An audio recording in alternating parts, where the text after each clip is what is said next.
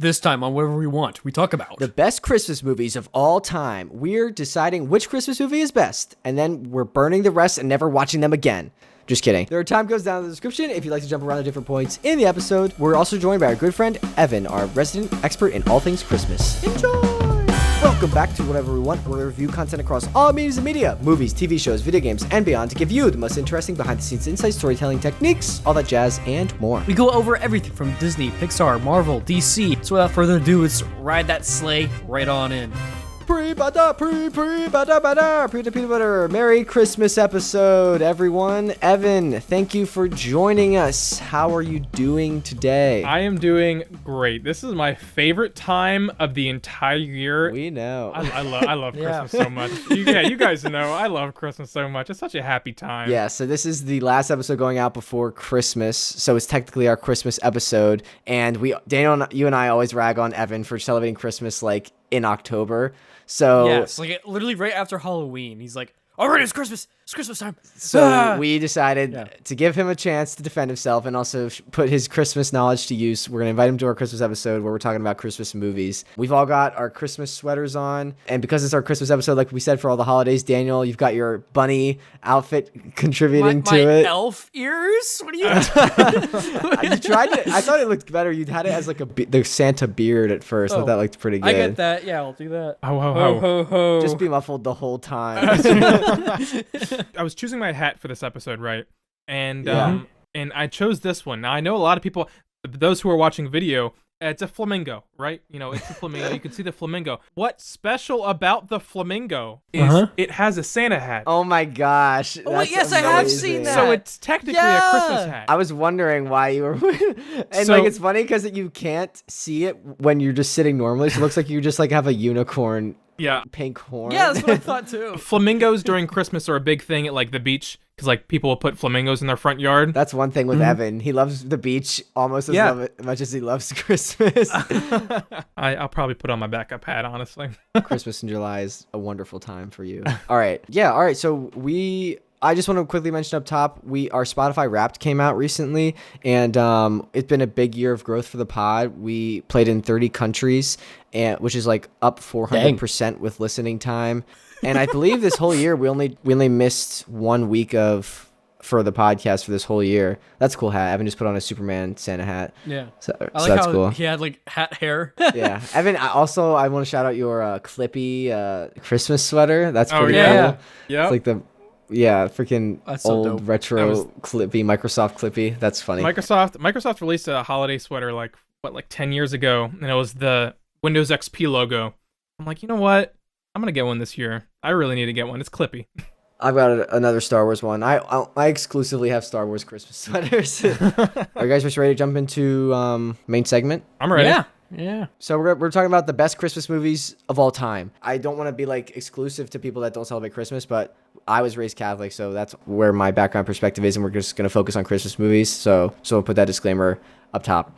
Evan, what's on your list? Anything you got? Not the first thing that comes to mind, but one of my favorite Christmas movies, The Christmas Carol. Disney's adaptation of The Christmas Carol from 2009. Is that the like animated one with Scrooge? That's the animated one, right? That's the one with Jim Carrey. Yep. Scrooge. Yep. They all have Scrooge. I love that. Yeah. Yeah, I love that adaptation. I like the art style. I don't know, just the whole movie is fun. It's happy. It's meant to tell a story, which is bring Christmas to everyone, even the angry and sad people. Scrooge. Wasn't that Robert Zemeckis? Didn't Robert Zemeckis direct that one? Yes, he did. Robert Zemeckis did that. Robert Zemeckis has really baffled me, his career, because he's done like Back to the Future, freaking Forrest Gump, and like this Christmas Carol, a lot of great films, but then he does Pinocchio this year. And I'm like, what? Like, what? You either die the hero or live long enough to see yourself become the villain, I feel like. I don't know. That's a good first pick, honestly. A Christmas Carol, I think, is quality. It's like, do you consider this like kind of in the uncanny valley-ness? Maybe not as much as Polar Express, but like still in that uncanny valley-ness, or like you are okay with this art style, I guess? I think it's okay. Polar Express kind of had more of a softness to it, which is why I feel like it sits deeper in the valley. Yeah. Whereas this, It's still More stylized, maybe like not trying to more be as stylized. close Yeah. to realism. Yeah, like it comes down to like a lot of the anatomy of like the characters too. Like it's not like realistic facial anatomy. You know what I mean? Yeah. Plus Jim Carrey with how he moves his face. I'm not sure if you guys have seen the motion. No, like seriously, the motion capture of like what they did with that. Yeah. Like he I mean, really Jim Carrey's pushed also that. extremely expressive, so I think they had a great Yeah. person Yes. so that even if some of the like nuances were lost, you still have a ton to work with because Jim Carrey's just so crazy with his face. And I have another Jim Carrey one I eventually want to talk about on this Christmas movie list. But Daniel, what about you? Top one or any of them that you wanted to bring well, up? okay, so I know the other Jim Carrey one you're going to talk about because it's kind of obvious. So Yeah. I will bring Dumb up. and Dumber. Just kidding. No, but I do want to bring up the OG Rudolph, man. Like, Yes. that was like. I want to talk Oh, about it's a that whole classic. studio. What was it? Like 1964? Yes. Came out? Something like yeah, that, yeah. was exactly correct. Yeah. 1964. And yeah, I don't want to hijack your thing, but do you mind if I actually did a ton of research on the Yeah, dude, history go of this ahead. company. So this company was called Rankin / Bass Animated Entertainment. And this did like all of the childhood classics in that style, like stop motion style. They called it Animagic. It's which they defined as a stop motion animation using figurines or puppets. So they did Rudolph the Red-Nosed Reindeer, the Little Drummer Boy, Frosty the Snowman, which isn't like the Animagic, but it's still like a 2D like classic. Santa Claus is Coming to Town, and The Year Without a Santa Claus, which are literally like the most classics of classics in my mind. At least I watched those a ton when I was a kid, and I love those. So I just like want to kind of talk through those few. I think it's interesting. I was looking at Rudolph, and so again, you said 1964. They actually filmed that in Japan. They had Really? Tadahito Mochinaga's MOM Studio Productions. Rankin Bass Animated Entertainment was based here, but they collabed with people in Japan. I really like how they like. I feel like it could have been really easy. Like Rudolph, the song of Rudolph is like a really short song, not much story to it, but they like expanded it to be like this fun story, and they add like these side characters, and I feel like that often when you go stray away from the source material can be like cheesy, but this one like is fun. Like Buddy the elf wants to be a dentist, or maybe not Buddy, that's from Elf. What's the elf's name? I don't know what the elf's name is, but he wants to be a dentist. Gerald. Huh? I don't know. I don't know what else. Then there's like the Yukon Cornelius, the prospector. Yeah. Island of Misfit Toys. I really like Rudolph. That's one of my top ones as well. I feel like I know the name. Like, I feel like if I hear the elf's name, I'll remember it. And I'll be like, oh, yeah. It's like Elroy or... I don't know. Leroy Jenkins. Hermie. Leroy, It's Hermie. Hermie. Yes. Hermie the elf. Hermie. Dude, freaking Hermie. I need Hermie was to the watch goat. these again. Did you guys ever yeah. watch Santa Claus is Coming to Town and A Year Without a Santa Claus? Yes. Yes, those ones too. Dude, yes, those yes. slap. I love those. Oh my gosh. I love VHS, pop it in. I love The Year Without a Santa Claus. I love the Heat Miser. Yes, and Freeze Miser. Oh man. Dude, apparently they made a that's so 2008 sequel to that, which is called A Miser Brothers Christmas, and it's focused on the two Miser brothers, and they're like having Really? a rivalry again. Yeah, and like Mother Interesting. Nature. Yeah, I like when I was researching this, I saw it. And honestly, they look a little worse for wear. They look a little like it's like we have Heat Miser and Freeze Miser at home. Heat Miser and Freeze Miser at home is like bad. They've been through some stuff. Yeah, since I mean, I guess Was it the it's 40 years Animagic later. style too, or is it? I think it how was. is Yeah, I done? think they went back to the Animagic style. So maybe it was like different people doing it. So and like I don't know, the design just looked weird. I don't know. Interesting. I feel like I've heard of that or seen it, but like I don't know. The It's been a original while. is one of my favorites. The Year Without a Santa Claus Yeah. and Santa Claus is Coming to Town are two of my favorite Christmas movies of all time. Like I love them. I mean, you brought up The Year Without a Santa Claus. That was 1974. That was like one of the last ones the studio did. Like one of the last Christmas specials the studio did with like such critical acclaim. Honestly, the Freeze Miser and Heat Miser, Snow Miser, Heat Miser song is like unironically on one of my like bops playlist on Spotify. Like I just listen to that. But also, apparently the year after this, Santa Claus is Coming to Town, they made Here Comes Peter Rabbit, which was their first Easter special they did. And the guy that played Peter Cottontail was Casey Kasem, who was the original voice actor for Shaggy in Scooby-Doo, like the first Shaggy voice Really? actor. So that's how Shaggy has unlimited powers. He's secretly the Easter Bunny. Oh my god, dude, that explains so much. I think you solved it, man. Yeah. Does that mean we now know how to take him down? Do we now know like How do you take down I a know bunny? his weakness. carrots. Isn't that gone over in that one Jack Frost movie, the animated movie, where like it's all the holiday people are like superheroes? Rise or of the whatever. Guardians or whatever. Yeah, yeah. Yeah, dude, that movie, my mom thought that when Guardians of the Galaxy came out, Rise of the Guardians also came out, I think around the same time, maybe even the same year.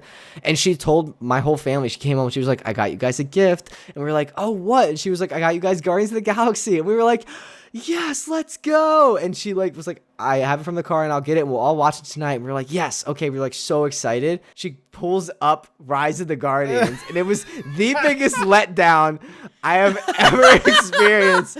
She was like, here it is. And my dad and I were like, that is not Guardians of the Galaxy. She meant well. It was all good, but it was just like that. Like Rise of the Guardians now has the sourest taste in my mouth, like ever because of that. I don't think I've ever seen it all the way through. If I'm being honest, We did end up watching it that night. Not as good as Guardians of the Galaxy. Yeah, but also I just want to quickly mention before we move away from these like animagic ones, Santa Claus Has Come to Town. That's the one where it's like the story of Kris Kringle, like how he becomes Santa Claus like his very first time. I love that one. Like it's so many good characters and like the feel goodness of the songs. I feel like some of them might have been a little weird. Like this might be one where I look back and be like, you know, some of this is a little weird. Like the song of the elves like becoming the first toy makers because of they were like slaves to the king. Like that might be a little weird. Yeah. Looking back at that. But also like Burgermeister Meisterburger as the villain. What a killer villain name. Like, come on. I don't know. I just love that one. It's just amazing like what kind of writing just like hits and like still works. I don't know. I feel like we don't have any of that kind of stuff nowadays. You know what I mean? Also, this is the same studio. This like Baskin Robin, Rankin Bass. That's it. Baskin Robbins. I knew it wasn't that. I was making a joke. The studio, they also were the same studio that did the Hobbit, like old animated weird Hobbit film. Really? That was that same studio. Wait, there was an old Hobbit film? Yeah, like the old animated, like Lord of the Rings stuff that they did. I didn't know that was even a thing. Yeah, they did it. Yeah, I guess I made a joke. I was like, maybe, I guess they were like, we're doing too many elves with Santa. What do we do next? Medieval elves. Also, this led to Studio Ghibli being formed, this studio, because the studio, the Rankin Bass studio that did all the Christmas specials, the Animagic Christmas specials, they worked with a Japanese studio, like I said, called Topcraft to do all of their 2D animated stuff, so not the Animagic, but some of their other work. And one of the members of the animation staff formed Studio Ghibli after Topcraft inevitably shut down. So he got his experience doing this studio's work and then formed Studio Ghibli. So I think that's really awesome. That's pretty dope. Interesting. Yeah. All right, I've been rambling for a while. What do you guys have next on your list? I want to talk about Elf. Yes. And Yes. there is an insane amount of people that hate on this movie, that don't think that this is a great movie. Unrightfully so. It is a great Wait, really? movie. I don't think I've ever met anybody who hates Elf. Some people do, I think. I have. I don't know if they've hated it. Just people are like, don't It's like it. overrated. Yeah, or and I'm something like, that. no, it is. Yeah. Sorry, you go ahead. And I don't think it's overrated. I think that Will Ferrell does perfect in a Christmas movie. I'm about to watch Spirited tonight that has Will Ferrell and Ryan Reynolds. Yeah. Will Ferrell just makes that movie. He is just so goofy and so weird that it is so believable that he is actually an elf and he's just trying to see Santa. Yeah, it's such a funny concept. Yeah, I totally agree. This actually, Elf, I used to watch this all the time on Black Friday. It was like a tradition with my family that we would watch Elf and it would like transition us from Thanksgiving to Christmas. And that was just like, all right, I'm fully in Christmas mode now. Like that was Elf marks that transition. And also freaking Jon Favreau, again, Jon Favreau directed this, The GOAT. He also cameos as the Doctor in this. This was, I believe, like was his second feature film ever. So it like helped launch his career. So without Elf, we wouldn't have the Mandalorian. So that's also elevating it in my mind. Yeah. I mean, one thing that's nice about Elf is that it also works across all audiences. At least I feel. Because at the end of the day, I mean, it's a Christmas story, so like kids are obviously going to be able to attach to it. But bigger picture, it's nice because it's different than all the other Christmas stuff because it's not like a trip to the North Pole or trying to find Santa or anything crazy like that. It's the opposite. It's him going away from the North Pole and To trying New to find his York. dad. And it becomes more personal with that. So, and again, like you saw, like that comedic goofiness all the way throughout, which is just so fun. Yeah. So yeah, it is new age classic. Well, I think what makes this film powerful is it shows Powerful. Christmas not just like happy fun North Pole making toys. It shows Christmas in a city setting where it's actual humans celebrating Christmas. Like what does the general population think about Christmas? How do we celebrate Christmas? And it kind of like shows each perspective, like people who think that Christmas is great, people think that Christmas is just another holiday, like stuff like that, and just kind of talks about that. I really like that. And the message, like they come around by the end that like it is good to just believe in Christmas and be in the good spirit. Work isn't the end all be all, especially for the dad, his arc. So that is cool. Elf. All right, Daniel, what's next on your list? I had to bring it up. Is it Rapsittie? Rapsittie Street Kids. Can you explain again what this is? Okay, so Evan, have you ever seen this? Have either of you ever seen this? No. No one has seen this, Daniel. It's like an animator's beware story. Oh man, it's just so bad. It came out in 2002, and it was like one of the first instances of like 3D animation outside of like the big so this came out in 2002, and then the classic Elf came out the next year. Yes. So there's just the differences. All right, sorry, you go ahead. Now, I didn't actually run into this until I went to art school, right? And people brought this up to me. I'm like, what the hell? And we watched it in class. We watched the entirety of it in class. And it was just so bad. Like the three, like supposed to be the best Christmas movies, Daniel. No, I'm just saying. You think like Pixar, or like Bugs Life, or like I don't know, like other films of the era, and then you just go to this. Oh my gosh, it's like horror nightmare fuel. And the characters are nightmares. The lighting is bad. Models are terrible. But you got like really big names with this. Just imagine the worst Christmas movie ever and make it worse times 10. That is Rapsittie Street Kids. Yes, but here's the thing. But Mark Hamill's in it. One of the main cast. Yeah. Somehow. Yeah, Mark Hamill's in it, and there's like other big like voice actors in here too. So I'm just like, what the heck? Yeah. All right. So yeah, it was. We've given Rapsittie Street Kids too much of a platform. Too much time. Yeah, I just looked them up. Yeah, no, that's about it. That's all it needs. Well, no, I saw the images. I saw the image of all the people being disgraced. And these people are designed so poorly. What? Yeah. This looks like Baldi's Basics Christmas special. What? I'll say this. It was a pretty fun day in class that day, because like we were all, I think it was like end of the semester, we were done finals. Yeah. The first semester, and like we're just like, well, what are we going to do now? And we're like, let's watch this. Let's watch a really bad Christmas film. It was also 2002, but also like there's so many better things 2002. Like that was like 7 years after Toy Story, and that came out. Yeah. Okay, I don't want to. Daniel, we're here to talk about good Christmas movies. So let's get back into good Christmas movies. Let's talk about. It made me feel good.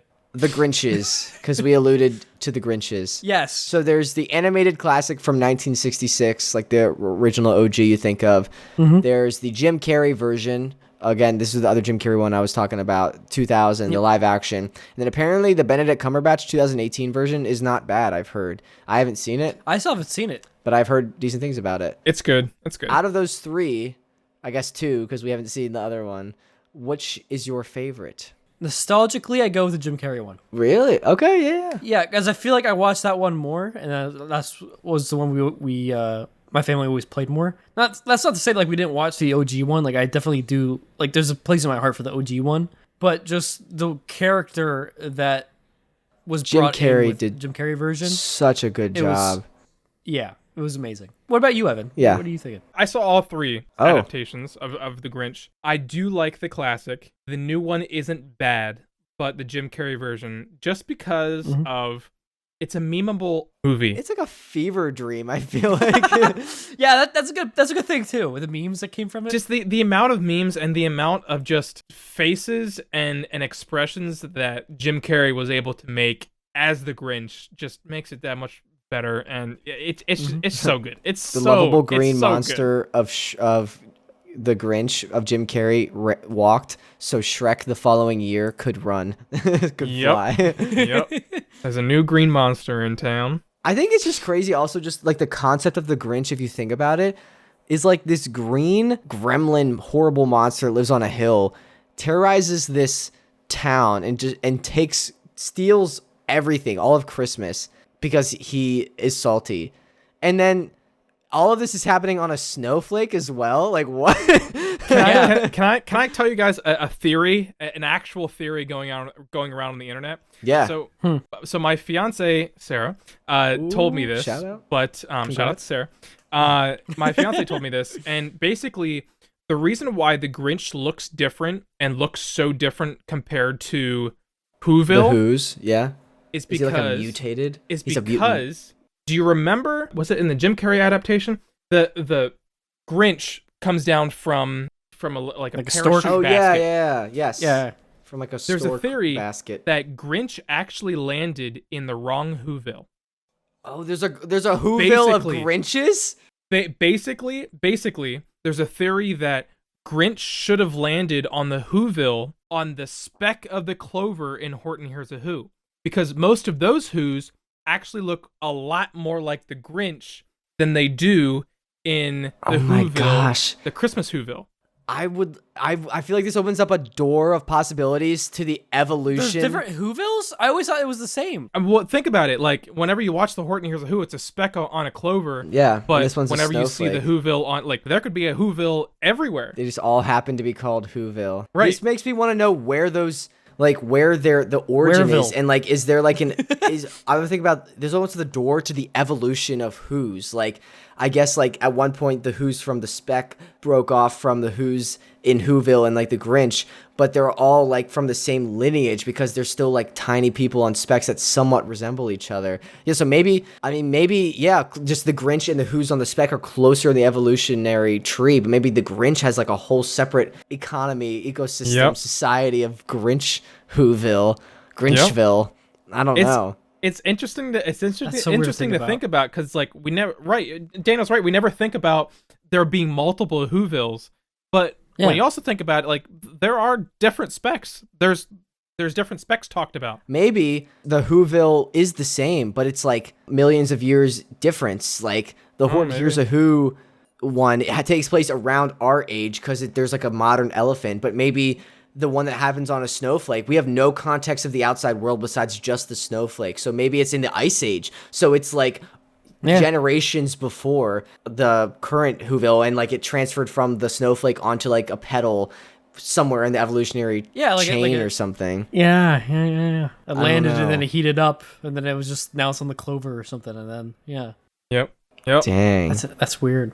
I feel like It's if a lot. Dr. Seuss was such a dingus, I feel like we could really get into the lore. Is he even still alive? I don't think so. No, he's not. I don't think Thank so. God. What? Dude, he was an asshole. Oh, really? That sucks. He cheated on his wife several times and he drove her to suicide. Oh, that sucks. He did inspire millions of children, though. So give and take. But that does suck. One though. life. No, I don't want to get into that Jesus. discussion. Jesus, Let's talk Jake. about Oh my something God. better. Oh, actually, I don't know why that reminds me, but I saw myself wearing this. We're talking about the Shaggy thing, right? Yeah. So since I've killed the Easter Bunny, does that mean I have Shaggy power? Sure. No. You killed the Easter Bunny, aka took it from my grandparents. So my grandparents have it's like the Harry Potter thing. You've just disarmed my grandparents. You haven't like killed them. Please do not kill them. But so the transfer of power of the Elder Wand does not transfer to you until Okay. So you have the power, but you can't wield it properly like Voldemort couldn't. That's the power of the Easter Bunny. Okay. I see. All right, let's talk about something more lighthearted. Have you guys seen Klaus or Klaus? That's the No. one I was going to. That's what I was going to say. I have not seen that yet. I'm watching it this year. Dude, I'm actually very mad that I haven't seen it yet because it looks amazing. that one is fantastic. It came out a few years ago. It's like 2019. it's like a very beautifully like somewhat 2D animated. It's like a mix of styles, but it's like I think it's like has 3D elements, but it's like painted and stylized to be like a 2D look. And it is just such a good story. It's again about the origin of Santa Claus and how this like I'm not gonna spoil it for Daniel, but it's about the origin of Santa Claus again. I mean, it's Klaus. So Yeah, I actually found this on a list. There's a Rotten Tomatoes list of the best Christmas movies of all time, and this is number 5 on that list actually. and that's crazy. Yeah, That is crazy. hey, I but you need know to what's watch number it. 6? Nightmare Before Christmas for some reason. So let's talk about that. Is it a Christmas movie? Does this deserve to be number 6 on the best Christmas movies of all time list? Is it even a Christmas movie? I think technically it can be. No. If you look at it through a certain lens. If I'm going to sit down and watch a Christmas movie. I would never watch it during Christmas. I do not go, oh yes, Nightmare Before Christmas. That's the one I'm going for. Like, I'm so past Halloween at that point. If I was like an emo goth girl, like an e-gamer girl, I would watch this for Christmas. Yeah. But I'm not. I think Nightmare Before Christmas is a Christmas movie. One, it has Christmas in the name. Oh my gosh. I would argue that's a good point. That's a point. I would argue I named my son Christmas. Now he's a Christmas movie. Well, the thing is, like, there's a lot of time in this movie that's spent in this Christmas universe, right? He goes in the tree and he falls in, boom, Christmas Town. There's a very large portion of this movie that takes place. I don't know if it's very large. I would say more takes place in the Halloween town. I'd say it'd probably be like a fifth of the film is in there. Maybe not a third. I would say like 1.5 fifths. 3/10, one might say. See, I would classify Nightmare Before Christmas as a transitionary film. Maybe I should watch that on Thanksgiving instead of Elf. Yes. Yes. That is like we're out of spooky season. We're out of like the fall, the festive. Now we're going into the lighthearted Christmas ornaments, cheerful cookies, sugar. Yeah. Ooh, presents. Yummy. It is not up there on my Christmas list. It should not be number 6 in my mind. It should not be number 6. Yeah. It's a good movie. No. I also don't trust this list like at all. This Rotten Tomatoes list, because some of them are just like ridiculous. Let me pull up the list. Well, I mean, since we're still on animation, I feel like we need to talk about the Polar Express. Yeah, that's true. What do you guys think about the Polar Express? I love it. I hate it. Guardians of the Galaxy Holiday Special is number 17 on the best Christmas movies of all time. I don't trust that list. You hate it. Sorry. Why do you hate it? Sorry, I didn't mean to drop a bombshell. No, why do you hate it? I want to hear some logic though. Like why? When I was a bit younger, When he was a young warthog. I was really scared. Tom Hanks touched me. I was really scared of the animation.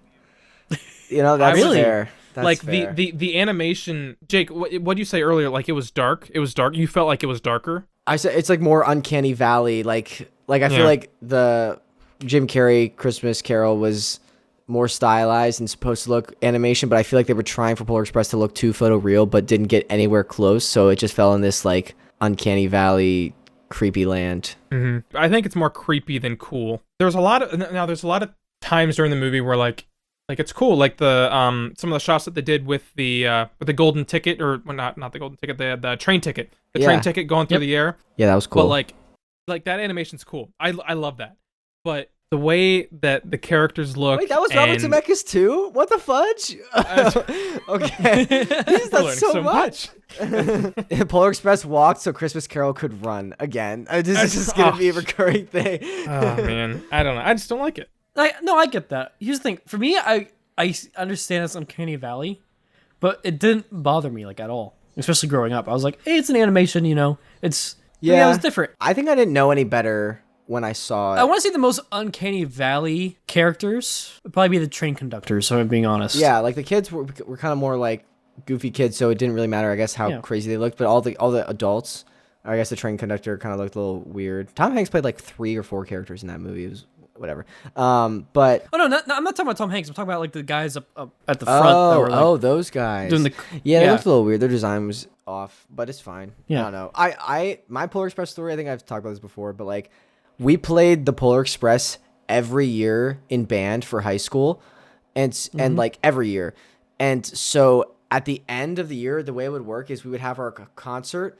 where we play Polar Express, and then we'd have one day before Christmas break, going on Christmas break, and in that one day, our band director obviously didn't want to like start any new material or music for like the spring concert, because we would just lose all of that within like after we go on vacation for like 2 or 3 weeks. And so we would just watch the Polar Express. But the way that the periods were set up, we only had like 35 to 40 minutes in class to watch it. Yeah, so I know the first like 40 minutes of the Polar Express like the back of my hand, but I could not tell you what happened in the last half of that movie. I have seen it before, but I've seen the first part like so many times. So what, you get to like the ice? I don't know how far 40 minutes is into that. What's the latest thing that happens? I never make it to the North Pole. Like I think we usually get to like the train drifting and getting back on the rails, on the ice. and then the bell rings.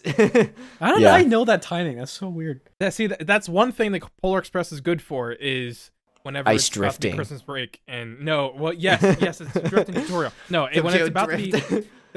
I wonder if anyone has edited that. Yeah, but, that should. Dude, I swear I've seen that. Oh my god. But no, it's right before you get out, for Christmas break in school. All the teachers show that it's always the go-to safe movie, and that's one thing it's really good for. That is anything true. else? Nah, not for I'm me. also seeing Shazam is popping up when I Google like, What? Christmas movies. What? Well, that brings I don't up know why. our good discussion of not superhero movies that like are considered Christmas movies but aren't really Christmas movies. Like Die Hard always falls on that list. Iron Man 3 is also considered on that list. And I also do Mall want Cop. What? Mall Cop is a Christmas movie? Yeah, I'm That's seeing it on the awesome. list Wait a here. minute. That changes the game. Oh man. I mean, yeah, it happens during Christmas time, right? Where they Part of the plan. Wait, I need to update my draft list. Hold on a second. Oh yeah. Yeah, I mean Die Hard. I actually haven't seen Die Hard. That's on my list. Been on my list for years. You haven't seen I Die know. Hard? Where am I supposed to watch it? It's not streaming anywhere, Daniel. You just buy it. I'm Just poor. buy it. I'm not Robert Zemeckis making a movie every 2 seconds. It's on Apple TV, Vudu, I don't have Apple Reebox, TV Google or Play, Vudu or Reebox Hulu, or- Stars. It's not on Hulu. with premium subscription. I hate Hulu because I have the ad version, and the ads are like so long. Amazon. You can buy it on Amazon, is what that is saying. It is not on Prime. When you come back for the holidays, we're watching Die Hard. If I have time, I'm not coming home just to watch movies all the time. Even though that's kind of my thing, movies. All right. Also, Iron Man 3. That is a good Christmas movie. I like Iron Man 3. Like I like just Iron Man tying the MCU in. So Iron Man 3 maybe not the best movie, but yeah, mentioning it. It's an Iron Man movie. I'm not sure if I can say it's a Christmas movie. That's what I'm with that. Happens during Christmas time, sure. It's also a New Year's movie in 1999. The flashback. Yeah, technically, yeah. It's an all holiday movie. It's like Well, that's the thing. Deadpool. You could consider a Christmas movie too because they have the sex montage through all the holidays. That's true. Adding that to my list. Oh man, I don't want to spoil anything about Die Hard though, because it's like the argument could be made for that too. That I just made against like Iron Man 3, but the whole thing with Die Hard is that it's happening during the Christmas party. Yeah. It's Yeah. also number 17 on the Rotten Tomatoes list of best Christmas movies of all time. And number 28 is Batman Returns on that list. So again, Yeah, I keep on seeing that not show up sure too, and I'm about like, this what? list. Oh man. Oh, Home Alone. Yeah, that is a big one on my list. Wait. Sorry, before we get there though, I just want to take this opportunity. We've all seen Guardians of the Galaxy holiday special, right? Yes. Yeah. Since we were just talking about Iron Man 3, can we quickly talk about that before we jump into Home Alone? Yep. Yeah. All right.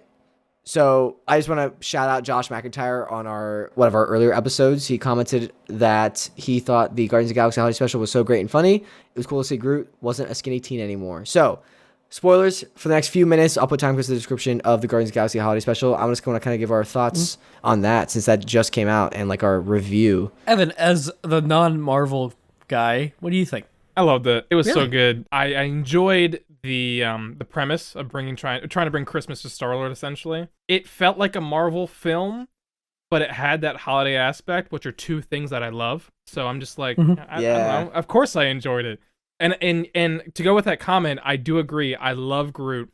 My favorite scene with him was The dioramas when the were band- so what- funny. was when the band was playing. Yeah. And everyone was just like dancing. dead silent, and Groot's like, "I am Groot. I am Groot." Oh, That's so funny. I was like, "Ah, nice. That's so Groot." Daniel, what do you think of it? I loved it too. I thought it was great.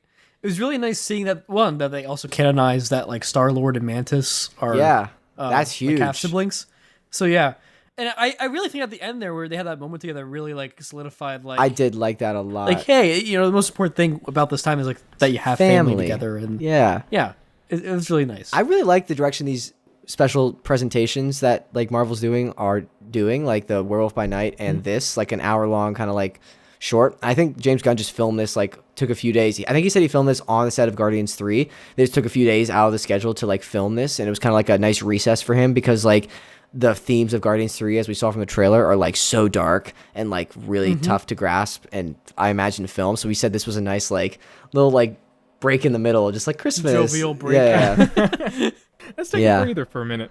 I also saw people asking how the Guardians were able to buy Nowhere from the collector, and I saw James Gunn on Twitter tweeted that although the Guardians are heroes, they do still do jobs for like bounty, and that gets them a lot of money. And then after Nowhere was attacked and left in ruins by Thanos in Infinity War, the collector wanted to get out of there, so he sold it to the Guardians. Which means he survived, which is good. Oh, I didn't even realize that they bought it. Yeah, they said that. They said we bought it, and like that's why they're like building it up and rebuilding it. Oh, dang. That's crazy. Also, Mark Hamill has an uncredited cameo in it. He's a drunk guy, and like when the Santa thing like falls down, like the Santa like inflatable, it falls onto Mark Hamill. I love that. I didn't even notice that, dude. That's awesome. Yeah. I wanted to ask you guys what you thought of Kevin Bacon in this, because I saw someone point out like a criticism, and I think it's valid, but it didn't take me out of it. They said that Kevin Bacon seemed like really surprised by everything. He was like, oh, there's aliens? Like, what the heck? And I feel like Kevin Bacon in our world would act that way, but Kevin Bacon, the actor in the MCU, would have seen the events of like Infinity War and Endgame where half the world disappeared, and that might not be as surprising, you know? But maybe it was just the shock of him like actually happening to him kind of thing. Yeah, no, exactly. I think it's that. It's like, hey, it's like one thing to like see on the news and stuff like that. Right. It's another thing that like for you to actually interact with that. Yeah. Plus, Mantis was messing with his head for a good minute. Mantis was freaking insane, jumping around the house. That was crazy. Oh yeah, no, she was going off. She went ham, like the Wall-E directors. All right. I think I'll bring up one more thing about it. I think that this Christmas special kind of did the same thing as Elf did. They did a good job at bringing fiction with a real person, Kevin Bacon. Yeah, it was cool to see them on Hollywood Boulevard too, and like grounded it. Like I was like, I'm like 20 minutes from there. Yeah. So it was cool to see like how that's very, very similar to what Elf did, and I think that's why it did so well, because people can relate to that, and can relate Marvel to their personal lives now. Dude, I agree. All right, let's jump into Home Alone, the Home Alones. What was it? The second one where he met Trump? Yeah. Oh my gosh, I forgot about that. Yeah. Which is your favorite of the 3 Home Alones, and why is it not number 3? Honestly, I remember the first one the most. I don't even know if I've seen Home Alone 3. Home Alone 3 is with a different cast. It is bad. I watched it one day. Oh, really? It is bad. Yeah. Yeah, no, I just remember the first one the most. It's like, I mean, it's the classic. Second one, the parts I do remember, like him meeting Trump, or just like meme bits, you know? And the sticky bandits instead of the wet bandits that time.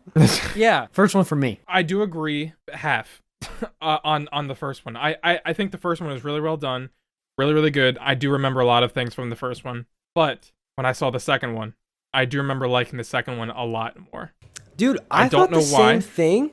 But I looked it up. So I was on Rotten Tomatoes for that list. Mm-hmm. Home Alone 2 is a 35% on Rotten Tomatoes. Yeah. Like, really? What? Yeah, that surprised me. I thought it was, maybe it could be my, like, child brain when I watched this, like, elevated the movie. But I thought it was better than that. I don't know. Yeah. Yeah. No, I agree. I liked it better. I just remember liking it a lot better and being like, oh, well, that was pretty good. Pretty good sequel. Yeah. Dude, the freaking... I've been watching the movies that made us, and they talk about Home Alone in this, and so I have some TTTs about Home Alone later. But one thing I was to mention, apparently the taller of the 2 robbers, the wet bandits, not Joe Pesci but Daniel Stern, he quit before production began.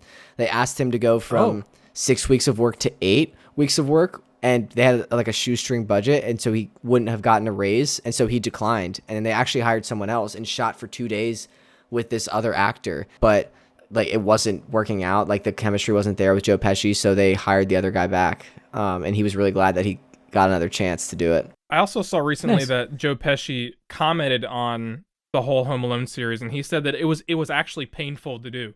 Like some of those stunts were real, and he did get hurt by them, and that's one of the things that he just like brought out. He's like, yeah, by the way, those stunts, I mean, the crazy stunts he had an extra for, he had a double for. But he said the stunts that he had to do, he said sometimes they hurt. They hurt a lot. Yeah. So. It makes me think of like the corridor edit of it, like Home Alone, but like, rated R. Yeah. Yeah. What could have happened if something went wrong? Yeah. I saw also that Joe Pesci like had trouble not cursing on set. Me too. Because like in most of his scripts, even if there was no cussing, he would put like the F word like every 2 words or something like that.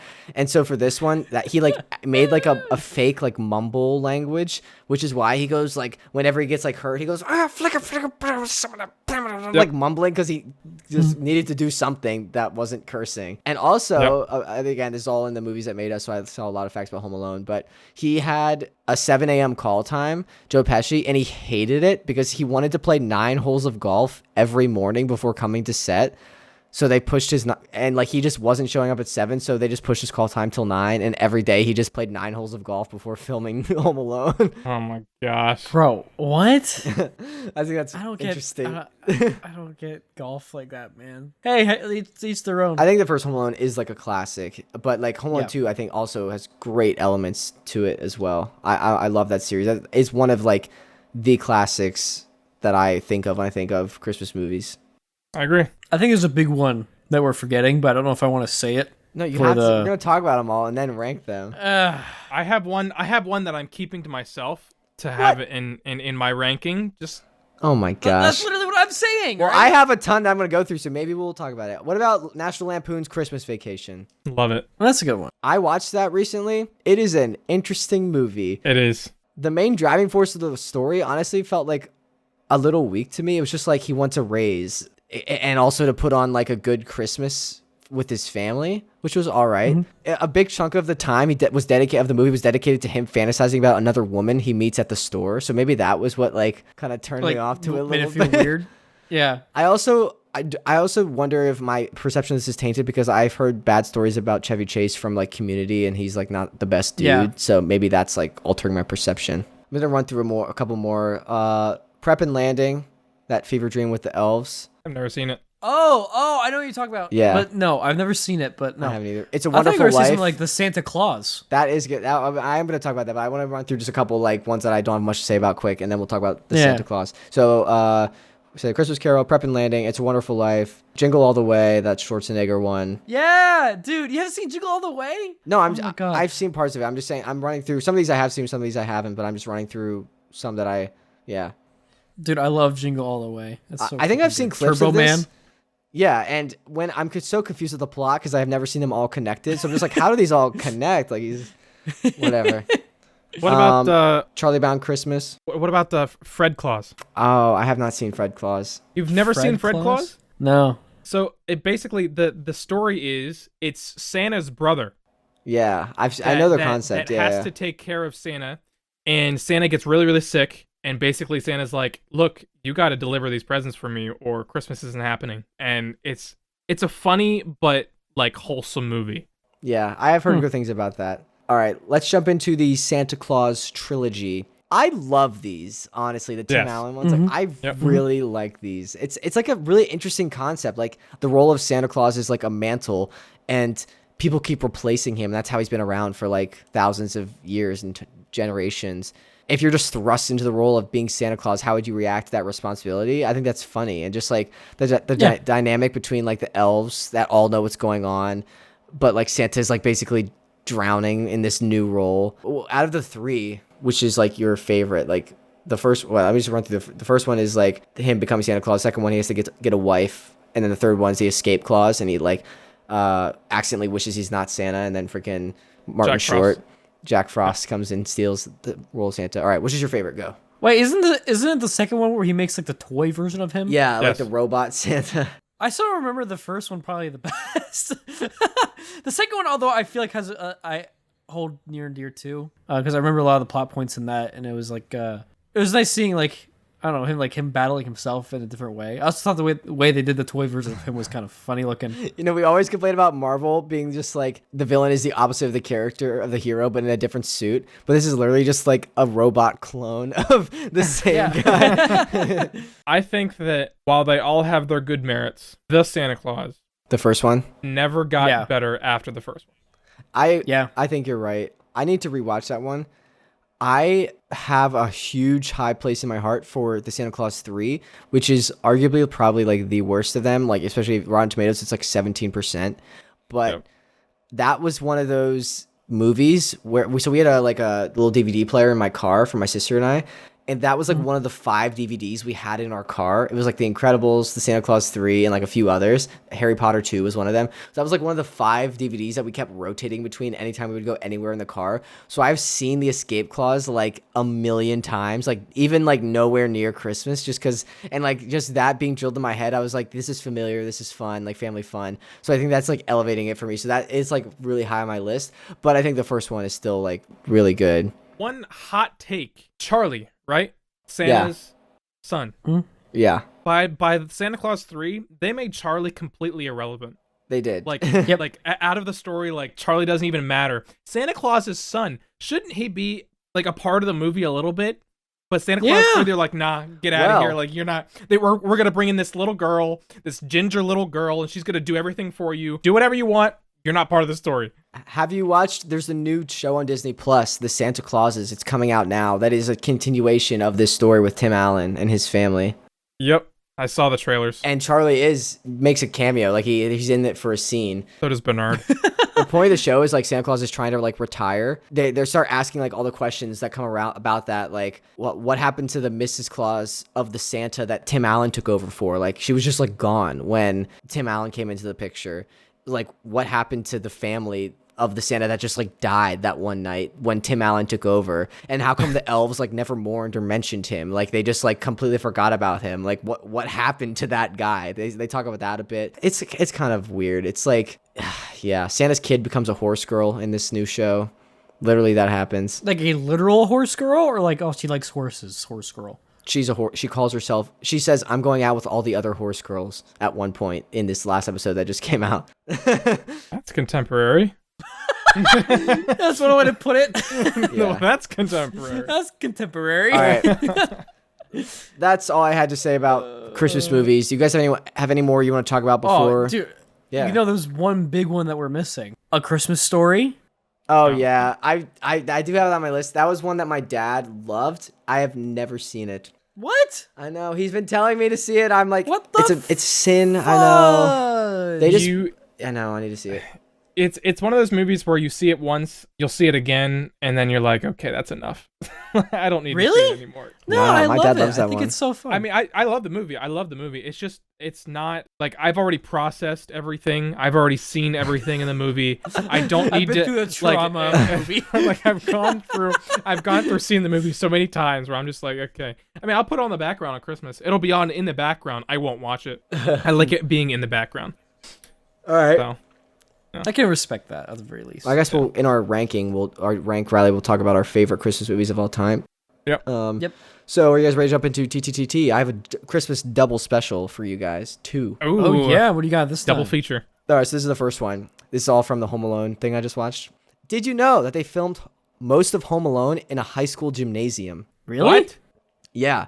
So the writer of Home Alone, John Hughes, hated the Hollywood studio culture. So whenever he could, he chose to film his movies in Chicago to get away from studio executives. So when him and his team were gearing up to start Home Alone, they needed to find the perfect house for Kevin McAllister. The crew scouted for days and finally found an actual house in the suburbs of Chicago. But the interior was way too small to get the film crew and gear inside with the actors and navigate around. And since they were away from Hollywood, they couldn't use a soundstage on a studio lot, so they rebuilt nearly the entire home in the gymnasium of a high school up the road. And they built it with like open walls so that the crew could move around and easily use the equipment. The only time the actual house is seen in the movie is for the exterior shots. That is crazy. Yeah. Like you wouldn't even know. You wouldn't even know, dude. Movie magic. I feel like I've been scammed. Or something. Like I don't know. What do they do with the sets after they're done with them like that? Like they leave them. That gym It's in gym high school class. now. Yeah, the gym class next is you just like try to avoid all the traps from Home Alone before you get seriously injured. That'd be so freaking fun, actually. All right, But I've also got scary. another one. Are you Did ready? you see little Timmy on the side? Yeah, Little Timmy. Tiny. That's how he becomes Tiny Tim. Tiny Tim. Yeah. But yeah, Jake, what's the next one? All right. Did you know that Home Alone got shut down right before production started?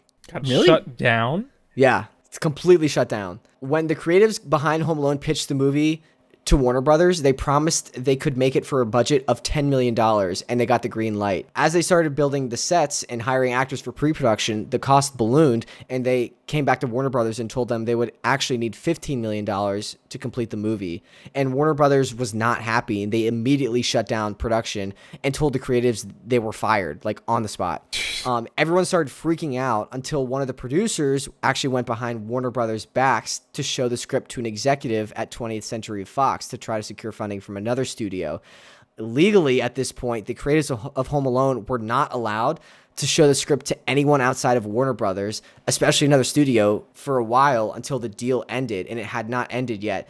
So one of the creatives accidentally dropped one of the scripts at a random spot, and a Fox executive accidentally happened to stumble upon it and pick it up and read it one day. And so the Fox executive read that script that happened to get in his possession, loved it, and so he hired the whole team again and started up production with the requested $15 million budget. And Home Alone went down as one of the best Christmas movies of all time. Damn. Wow. They found the Do what you world's gotta biggest do. loophole there. Yeah. Like, that is a big loophole. Yeah, playing with fire there. All right. Are you guys ready to jump into the draft? Yeah. The For draft. Christmas movies. All right, we're going to do Evan, then Daniel, then me. Because Evan's our guest, and I went first last time in the, what's it called? Yes. Yeah. First pick. I have to claim it. I'm choosing Elf. No! I'm sorry. You I'm sorry. suck. Okay. I have to do it. It's such a classic to me. It's a Yeah, classic. makes sense. It's respectable. John I'm Favreau, going my to boy. say I'm sorry. Krampus. Oh, I'm just really? Okay. Krampus. No, I'm gonna go with Jim Carrey Grinch. Oh, yep. I'm just marking the ones that are not usable anymore, sadly. Yep. Jake has like a list. He's just like, I okay, that do. one's gone. I That am. one's I have gone. 15. That one's gone. Well, actually, I have 17 now with Paul Blart and Deadpool, so I need to figure out where I'm going to put those. But my first one, I'm choosing The Year Without a Santa Claus. That Animagic one, again, dude, such a special place in my heart. That's mean. Okay. Well, all right. I'm gonna throw in A Christmas Carol. The Jim Carrey's A Christmas Carol. Yeah? Respectable. Yep. Okay. We're gonna do Die Hard. You doing Die Hard? Okay. I'm doing Die Hard. You're gonna get Dude, a lot I of hate love in the Die Hard. comments. I'm not there. going to throw All a right. flag. I'm not throwing a flag on the play. People can hate me all they want. I want Die Hard. I think that's fair. want That's Die totally Hard fair. All right, my number 2 then. I'm going to keep going down the Animagic train. Santa Claus is Coming to Town. And just another classic Okay. in my mind. The story of how Santa became Santa and came to be. I'm gonna get a clutch pick here, and you guys are gonna be envious. The SpongeBob Christmas special. Oh my gosh. I didn't even think about that. I was thinking about holiday films, and I'm like, what did I used to watch as a kid around Christmas? I'm like, I used to watch SpongeBob. I used to watch the freaking SpongeBob Christmas special. So if that counts, I'm counting it. Yeah, that is counts. such- It has Christmas in the name, and that was one Yep. of our criteria for Nightmare Before Christmas. All right, Daniel. That's fair. I'm gonna go with Respect. again. I don't know why you guys don't like this movie. I'm gonna say A Christmas Story. I love A Christmas Story. Okay, are they going to say Rapsittie Street Kids? Nobody likes that movie. Yeah. Nobody likes No, it. that's fair. I haven't watched it. It's been like a point. Like my dad always tried to get us to watch it, and then it kind of became a running joke that we never watched it. At first, I thought you were talking about Rapsittie Street Kids. No, And I'm no. like, Yeah, that was his favorite. I'm gonna choose Home Alone then. Which one? I'm surprised it's made it this far in the draft. Honestly. Wait. Yeah. Are you claiming the entire series or one movie? just the first one. Yeah, the first one. The first one? Okay. Yeah. So what's So- your next one, Evan? So that means I am going to pick the Santa Claus first one. No. Oh, that was next on my list. Sorry. That's a good one. I had to pull it. I'm surprised no one got it yet, but I had to Yeah, pull that was. Yeah, okay. Yeah, you're fair. Yeah. That's a good one. Like again, Tim Allen's really good in that. The makeup's pretty good in that, honestly, to make him look like Santa Claus and like big. I've always been impressed with that. Yep. Yeah. Did we say Rudolph already? Does my No, Rudolph? it has not been claimed. Shoot, I Shockingly. would claim Rudolph. Are you That is kidding a me? clutch pick. Clutch pick. Well, hold on. Wasn't there like a new Rudolph? "Quote unquote" new Rudolph? It was like made in the similar style to like the OG, but it was like 3D animation. Yeah, there was a sequel to the Rudolph, if that's what you're thinking. It's called like the Island of Misfit Yeah. Toys, but that was 3D Yeah, animated. Yeah. I was just thinking about that. I'm choosing Klaus, that 2D animated one that I think you can watch Yeah. on Netflix. Just visually is incredible, and I also just loved the story. It was very unique. That would be on my list if I've seen it. Again, Yeah. I just have not had the chance to. I'm sincerely mad about that. I can't wait to do it this year. So this is the fifth and final, right? Yep. I'm choosing one that's near and dear to my heart, Fred Claus. This one, this movie is very underrated. I love everything about Fred Claus. It's so good. It's so funny. I love it. All right, that's fair. I feel like I have to do this film because I love it so much. Again, I feel like I'm picking all the films that you guys are like, I want to do Polar Express because I love. That was next on my list. Yep, that was gonna be my last one. I want to honorable mention before we end this, Paul Blart and Deadpool. They're not gonna make it on my list, but I wish they did. I guess I'm gonna have to say. I was gonna say Iron Man 3, but I cannot, in good conscience, say Iron Man 3. I'm gonna say Frosty the Snowman, another classic. Yeah. It's a good movie. Well, that was it then. Daniel, you and I will finish up the episode in a bit. But Evan, thank you seriously for joining us, giving us your Christmas expertise, and for being a good sport when we rag on you for liking Christmas so much. Thanks for making me the Christmas expert. It's an honor. Yeah. It's an honor and a pleasure. Really, I'm serious. No, honestly, yeah. If you want to come back next year for that, we can do that. Oh yeah. Yeah. All right. If you guys will have me. Yeah, we'll jump to the next segment. Boosh! Thank you again, Evan, seriously, for joining us. We really appreciate it. And we will get you on before next Christmas. You don't have to wait a full year to come back. Yeah, ready to jump into the patron shoutouts. Yeah, hit me with them. Cue the Epic Stars music. Boosh! Pick up patron Lori, Frank, Rick, Lisa, Evan, Tony. Thank you so much for pledging the tier. That gets you the shout out. If you like just Boros over on Patreon, link is down in the description. You get the audio episode early, special benefits, cool perks, all that jazz, and more. Thank you seriously, sincerely to our patron supporters, and Merry Christmas. Mm-hmm. Yeah. Happy holidays. All right. All the jingle jangle. Ready to jump into cool comments. Yeah. So, Zach Henry on your video game episode, Daniel, said, I can't wait to play your game when it comes out. It sounds really good. Also, now that Phase 4 is over, can you do a Phase 4 to draft of ranking all the projects? I think that's a good idea. Maybe we can do that. Yeah, we can totally do that. Yeah, in a bit. All right. And also, Tamariwa, I'm really mispronouncing that. I'm so sorry. On Daniel's video game episode, said, who are your favorite actors? Mine? Just anyone, yeah. Both of us. I can give mine quick while you think. Anne Hathaway. Oh, okay. I was gonna say Christian Bale, honestly.